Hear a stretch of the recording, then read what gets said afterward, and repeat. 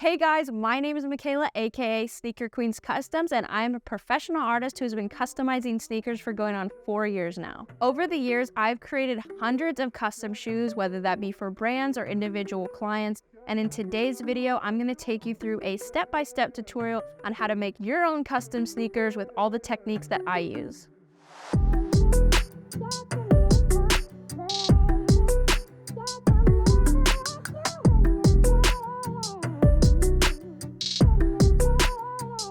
Okay, so the first thing you need to know with any leather shoe is that it's going to have a factory finish on it that has to be removed first. You're going to want to use Angelus's leather preparer and deglazer to remove it so the paint has a better surface to adhere to. To apply it, I prefer to use cotton pads over cotton balls because they don't leave any fibers behind. Make sure to really take your time and get into all of the nooks and crannies with the deglazer. You do not want to rush over this part. So everyone always says that this is the most important step to correctly customize shoes, and while that is partially true, honestly, all of the steps are as equally important as the last, because even doing just one poorly can have the paint chipping and cracking after just a few wears, so you really want to make sure you're paying attention to each individual step. Okay, so for this next technique, I'm going to be dyeing. But don't worry, not that type of dyeing. I'm going to show you how to change the color of your sneakers. By the way, using dye is the only way you can change the color of a rubber sole, because if you use paint, it is 100% of the time going to come off.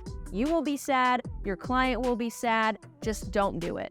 For dyeing shoes, I always use Ritz Dye More synthetic line of dyes with a little bit of dish soap mixed in, and I typically leave the shoes in the dye mixture for 45 minutes.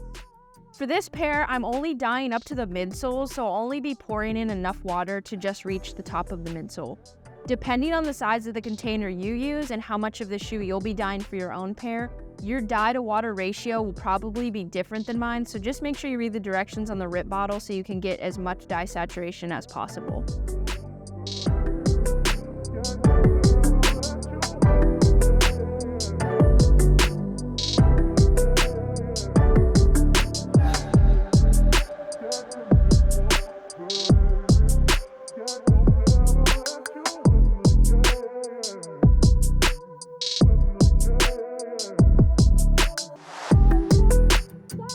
Now let's talk paint. Anytime you are creating a custom shoe, doesn't matter what type of shoe, you're gonna want to use Angelus Direct, as they are made specifically for this purpose. When it comes to painting, an important thing to remember is to paint in thin layers.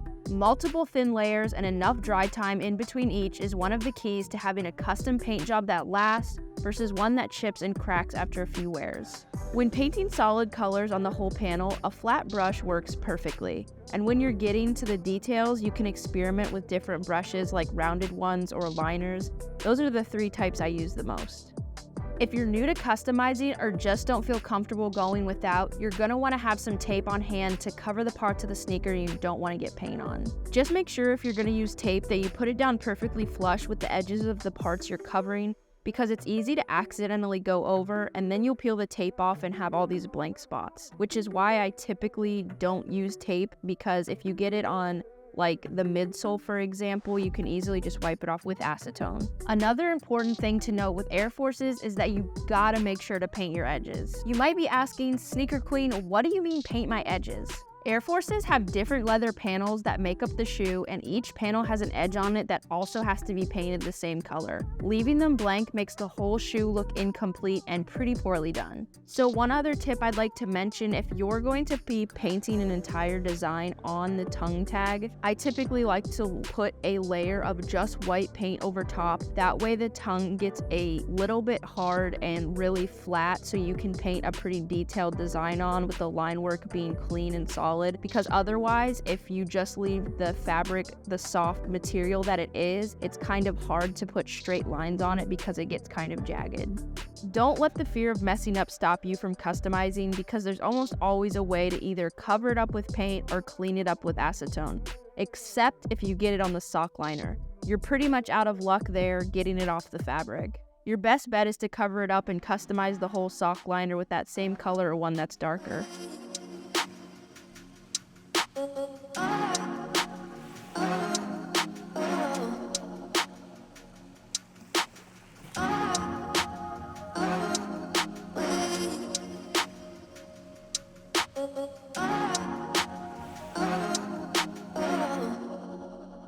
Another part of the shoe that I customize often is the Sockliner. You just have to mix it with another Angelus product called 2Soft in a 1:1 ratio. This product keeps any fabric you paint on soft and flexible. Before painting, I like to take a piece of tape and use it to keep the tongue pulled back so it doesn't fall back down onto the shoe.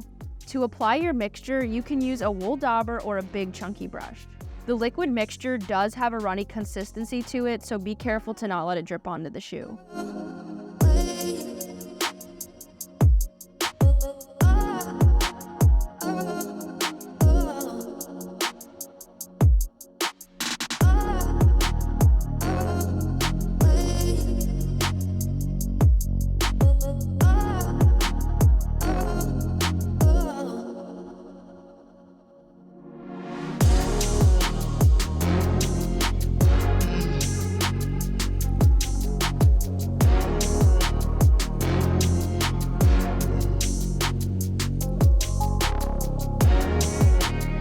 You're gonna wanna then let it dry for a couple minutes after the first pass and then inspect for areas you missed and fill them in. Then, once the Sockliner is fully saturated, you're gonna take a heat gun and heat set the fabric for 3 to 5 minutes, keeping it a good distance away because you can absolutely burn the fabric. Make sure you do this step in a well-ventilated area, and if you can, wear a respirator as 2Soft does give off fumes when heat is applied. So another technique I'd like to show you is how to make your own custom laces. For this, you're going to again mix your paint in a 1:1 ratio with the 2Soft. So whatever amount of paint you use, you're going to use the same amount of 2Soft.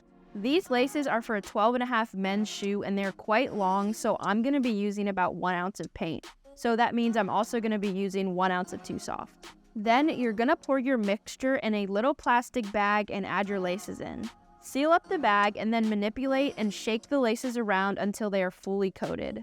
Leave that to soak for a couple minutes and then you can pull them out and heat set for an additional few minutes. Once you're done with that, head over to a sink, put some gloves on, and rinse them out until the water runs clear. You're going to want to leave them out to air dry overnight on some type of rack. Once your sneakers are finished and completely dry, the final step is to seal all the paint in and protect your hard work. Angelus has an awesome line of finishers called 4Coat in various sheens from matte to high gloss that I use for all my work. I almost always seal my sneakers in with the matte sheen because it really makes the shoe look professional and factory finished. Unless you are going for a specific look or effect, I recommend using matte for most custom projects.